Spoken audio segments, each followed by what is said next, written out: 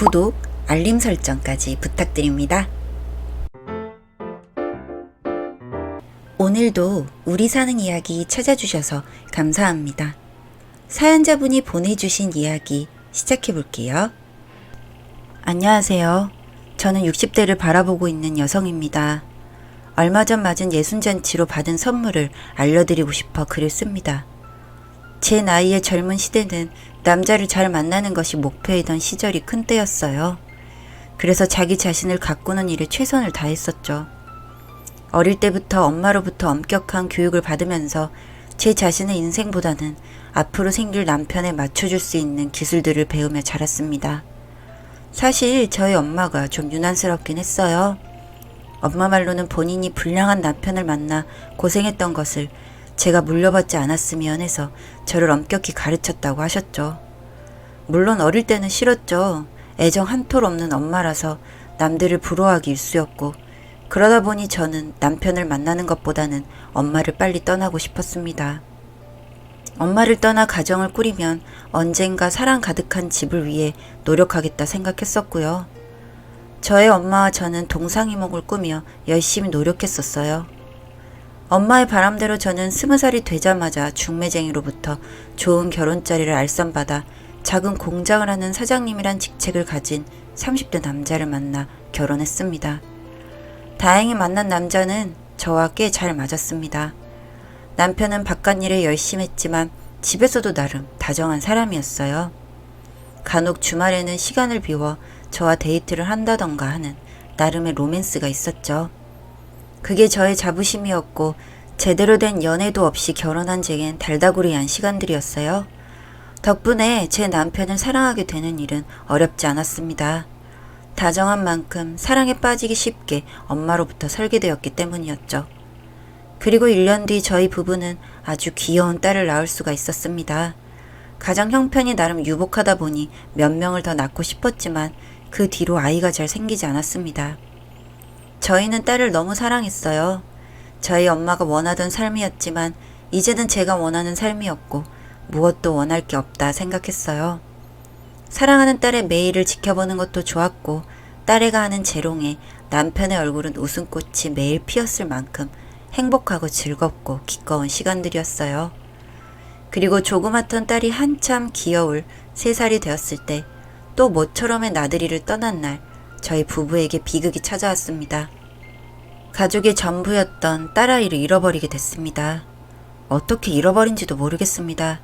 매해 사람들이 많이 모이기로 유명했던 유원지였고, 사방에는 예쁜 꽃들이 새록새록 피어있던 곳이었는데, 잠시 매점에서 음료를 사주려 눈을 몇 분 뗐을까요? 아이가 없어져 버린 겁니다. 화장실에서 돌아온 남편은 무슨 일이냐, 딸 어디 갔냐, 저를 보고 묻는데 전 너무 당황했어요. 없어졌어. 분명히 음료수 살 때 잠깐 눈 뗐는데. 여보 어떡해. 아이 뭘 울고 있어. 찾아야지. 경찰 부르고. 경찰을 부를 때만 해도 금방 찾을 수 있을 거라 생각했습니다. 하지만 몇 시간이 더 지나고 해가 질 무렵까지 저희 딸아이는 나타나지 않았습니다. 그로부터 바로 실종신고가 들어갔고 수년 동안 저희는 아이를 찾아 헤맸습니다. 너무 예쁜 딸이었습니다. 포기할 수 없다고 생각했습니다. 아이를 찾기 위해 남편은 일을 했습니다. 아이를 찾는 데는 많은 돈이 들어야 했으니까요. 그 사이 저는 매일 전단지를 돌리고 방송에도 출연했으며 고아원 등의 아이를 찾아 헤맸습니다. 몇 년을 그렇게 더 지내는 동안 저희 부부는 아이를 못 찾을 수도 있겠다는 체념 아닌 체념을 하게 되기도 했습니다. 그때부터는 다르게 빌게 되더라고요. 부디 그 아이를 잘 키워달라고. 누가 데려갔는지 모르지만 제발 아껴달라고 밤마다 빌었습니다. 저희 부부는 더 이상 아이가 들어서질 않았고 저희의 딸아이를 그리워하다 남은 딸아이까지 쳐다보게 되었습니다. 그렇게 남의 딸아이를 보고 있노라면 또 어찌나 예쁜지 입양을 해볼까 하는 생각도 들었지만 참았습니다. 제 딸아이가 어떻게 사는지도 모르는데 입양을 해온다고 해서 나아질까. 하지만 딸아이의 빈자리가 너무 커서 내심 떨쳐낼 수 없더라고요. 입양이라도 해볼까 하는 생각을요. 아이를 잃어버린 날로부터 8년이 흘렀을 때 저희는 한 고아원에서 잃어버린 딸아이와 동일한 나이대의 여자아이를 입양했습니다. 사실은 저의 의견은 아니었습니다. 어느 날 남편이 여자아이를 데리고 집에 왔더라고요. 왠지 우리 딸 윤정이를 닮은 것 같다고 하면서 이 아이 잘 키우면서 윤정이도 계속 찾아보자며 덜컥 입양을 해버렸습니다. 그땐 경황이 없어서 어버버했지만 저는 아직 제 딸아이가 아닌 아이를 받아들일 준비가 채 되지 않았습니다. 그 시절에는 입양할 부모의 가정 형편이 괜찮으면 꽤 쉽게 입양을 해주던 때였고 남편은 제가 없이도 입양 준비를 해왔던 거였어요. 덜컥 찾아온 아이를 뜯어봤습니다.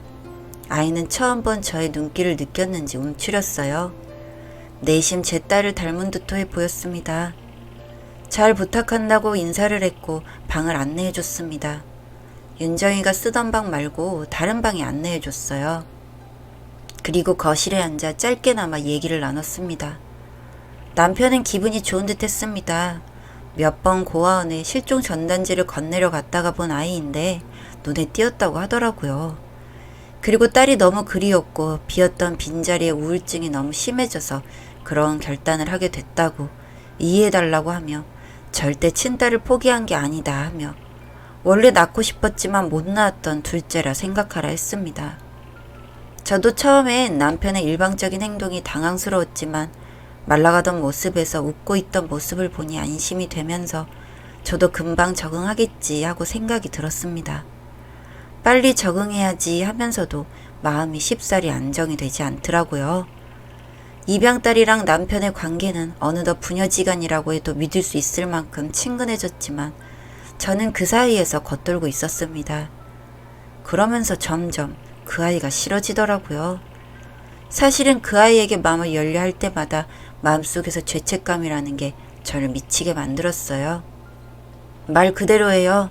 정말 아무리 제 피 한 방울 안 섞였지만 그 아이를 볼 때마다 친딸이 생각나서 미칠 듯 했고 그 아이를 괴롭히기 시작했어요.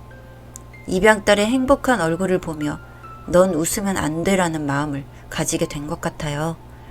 지금 생각해도 왜 그랬는지 모르겠습니다. 그렇게 싫어서 도망치듯 결혼한 이유는 저의 엄마에게서 벗어나기 위해서였는데 어느 날부터 입양딸에게 저는 저의 친엄마처럼 행세를 하고 있었습니다. 윤지야, 엄마가 집 어지르지 말랬지? 윤지야, 밥 먹을 땐 허리를 바로 하고 먹어야지. 어머 윤지야, 살이 찌면 못생겨서 안 돼. 앞으로 간식은 없어. 옷이 왜 안 맞을까? 엄마 몰래 더 먹었어? 학교 준비물을 가져가려면 잘 해야 엄마가 사주지. 오늘 집에 와서 뭐 했는지 모두 말해봐. 말하는 거 봐서 사주든가 할게. 윤지야, 이 꼴이 올려야지. 너 사회 나가서 죽상으로 살면 왕따 당해. 왜 얼굴이 죽상인지 앞으로 아침마다 이 꼴이 5분씩 올리고 학교 가야 해. 알겠지? 친구들이 우리 집에? 안 되지. 여자애가 말이야. 벌써부터 발랑 까져가지고. 그럼 안 돼. 집에 와서 공부해. 그리고 이번에 시험 친 거 78점이 뭐니? 엄마가 쪽팔려서. 다음 시험에는 못해도 90점 맞아야 해. 안 그럼 용돈 없을 줄 알아. 사실 윤지는 참 예쁘장하게 생겼습니다. 그런 애를 볼 때마다 마음이 약해지는 저를 모지게도 바로 세웠고 제 친딸로 인정을 받으려면 제가 요구하는 기본적인 건 갖춰야 한다는 못된 생각들을 했었어요. 속마음으론 미안했지만 친딸은 어디서 어떻게 됐을지도 모르는데 너만 행복하면 안 되지 않겠니? 같이 감당해 주길 제가 아니라 어린 아이에게 바랬습니다. 윤지는 저희 집에서 편히 지내지 못했습니다.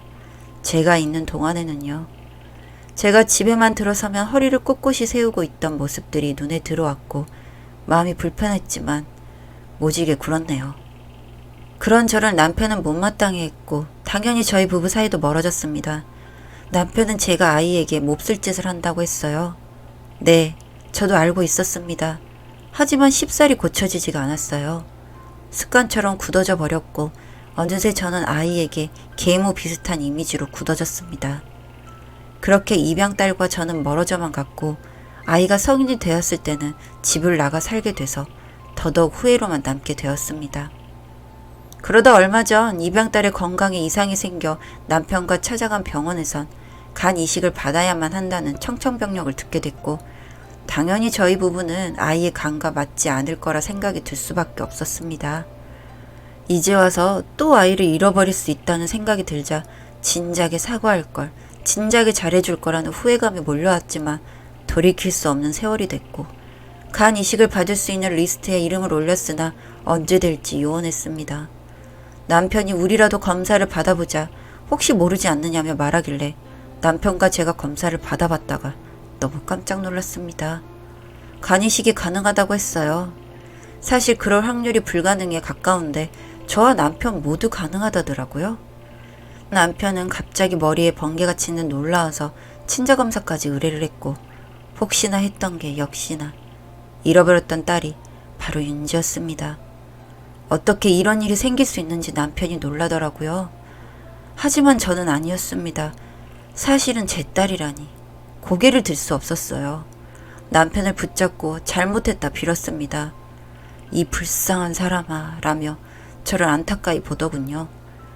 제가 했던 모난 짓들의 용서를 받을 수 있겠냐며 용서해주면 감사한 일이지만 감히 이제 와서 넌 사실 알고 보니 내 친딸이더라 이렇게 말하는 게 너무 어이가 없을 거라 생각이 되더라고요. 친딸이면 잘해주고 친딸이 아니면 못해줘도 되었나 하는 생각을 결국에는 딸아이의 입에서 듣게 될까봐 너무 두려웠습니다. 그래서 남편에게 절대 말하지 말라 했습니다.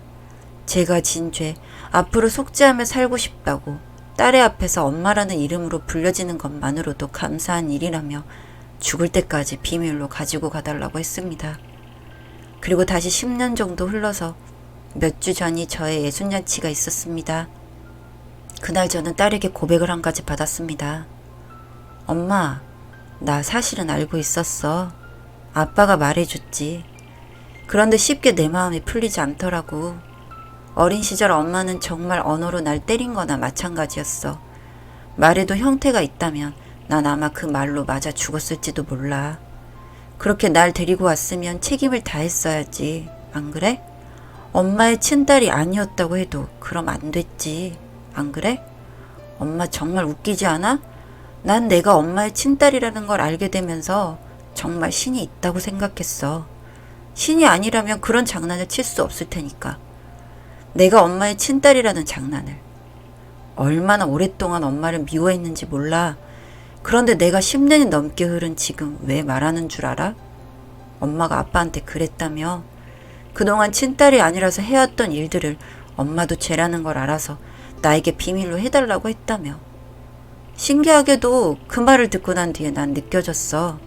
엄마가 입으로는 내뱉지 않았지만 눈으로, 눈빛으로 나에게 용서받고 싶어 한다는 걸 말이야. 처음엔 몰랐지? 그런데 서서히 알겠더라고. 그래서 오늘 말하는 거야. 나는 그동안 10년이라는 세월 동안 엄마가 구한 용서에 답을 해주려고. 엄마의 용서를 받고 이제 이런 지긋지긋한 미움을 끝내려고.